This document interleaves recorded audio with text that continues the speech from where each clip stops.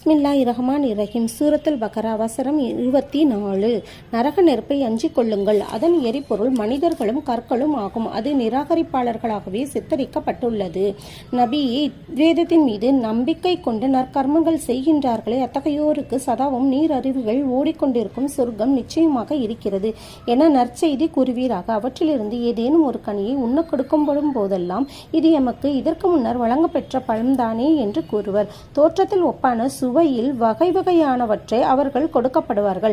அங்கு அவர்களுக்கு தூய்மையான துணைவேரும் உள்ளன. மேலும் அவர்கள் அங்கே நிரந்தரமாக இருப்பர். நிச்சயமாக அல்லாஹ் கொசுவையும் ஏன் அதற்கு மேல் அற்பமான ஒன்றையும் உதாரணம் கூறிட வெக்கப்பட மாட்டான்.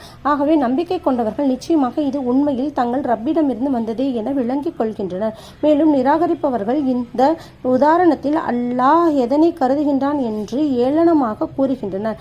அவன் இதனை கொண்டு பலரை நேர்வழி செய்கிறான். பாவிகளை